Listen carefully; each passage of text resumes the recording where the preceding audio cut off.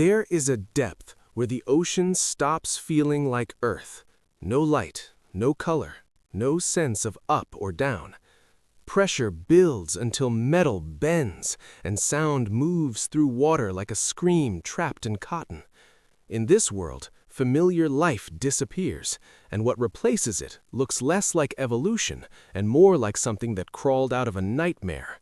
Faces without eyes, bodies without bones, teeth like needles pointing inward.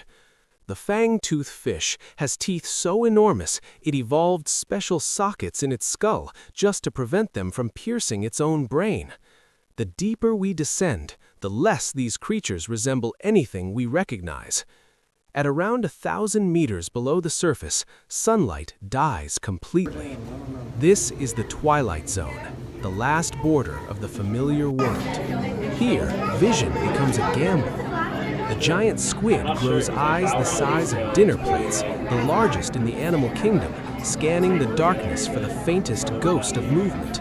But others abandon sight entirely. The hagfish has no eyes at all. Instead, its body is covered in slime-secreting pores that sense vibrations. It can tie itself into a knot to escape predators or to tear flesh from a carcass. When you lose your eyes, you don't just adapt, you become something else. As we go deeper, the ocean presses harder.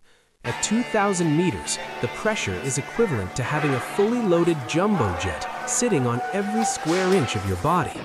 Bones shatter, lungs collapse, human tissue fails instantly. But life here doesn't resist, it surrenders. The blobfish, famous for looking like a human face on land, is actually perfectly adapted to crushing depths. Its body is made of gelatinous tissue less dense than water. No muscles, no swim bladder, just existence. The bear-eye fish takes this further. Its head is completely transparent. You can see through its skull and watch its tubular eyes rotate inside, tracking prey above. It's not grotesque down here, it's efficient. But scientists still don't fully understand how tissue remains intact under pressure that would liquefy us, which raises a chilling question. How close are these creatures to the absolute limits of what life can endure? Food in the deep ocean is painfully, devastatingly rare. Weeks or months can pass between meals, so predators don't just hunt, they wait. The gulper eel is mostly mouth, its jaw unhinges like a snake's, and its stomach takes up most of its body. It can swallow prey larger than itself, then digest it over weeks. The viperfish has fangs so long it cannot close its mouth. They curve backward like prison bars. Once something enters, there is no escape. The black swallower once washed ashore with a fish twice its size, still being digested inside its distended belly.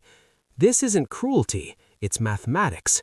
Because in a world where food is scarce, the creature that can eat anything survives, and the one that hesitates starves. In total darkness, light becomes the ultimate power, and many creatures down here produce their own. Not warm light, not sunlight, cold chemical luminescence, bioluminescence. The anglerfish dangles a glowing lure in front of its face, mimicking prey. Smaller fish swim toward the light and vanish into jaws lined with glass-like teeth. The cookie-cutter shark glows from below, matching the faint light filtering from above, making itself invisible. Then it rushes upward and takes a circular bite from whales, dolphins, even nuclear submarines. Some jellyfish flash in patterns we still don't understand. Warnings, mating calls, communication in a language we will never decode. Here's what haunts scientists. We've recorded bioluminescent signals that repeat, patterns with rhythm, structure. We have no idea what they mean. What are they saying in the dark? Below 4,000 meters, we enter the abyssal zone, and below that, the hadal zone. The ocean trenches, deeper than Mount Everest is tall. Here, the pressure exceeds 1,000 atmospheres, and yet life exists. Snailfish swim at depths that should be impossible. Their bodies contain organic molecules that prevent proteins from collapsing under pressure. We've found amphipods, tiny shrimp-like creatures with aluminum armor in their exoskeletons. Aluminum in a living thing. We don't know why. We don't know how. Every expedition into the Hadal Zone reveals something that shouldn't exist, and the ocean still has trenches we've never reached. The deepest parts of the ocean are not cruel. They are honest. They strip life down to what works and discard everything else. What remains feels terrifying to us because it evolved without our rules in mind. No symmetry for beauty, no eyes for sight, no mercy for weakness, just survival. We've mapped more of Mars than the ocean floor beneath our feet.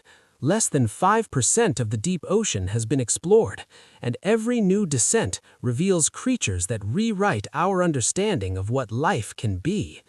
The fangtooth, the bear-hood, the cookie-cutter shark. These aren't monsters. They're answers to questions we didn't know to ask. The deeper we go, the stranger life becomes. The ocean still has far more to show us.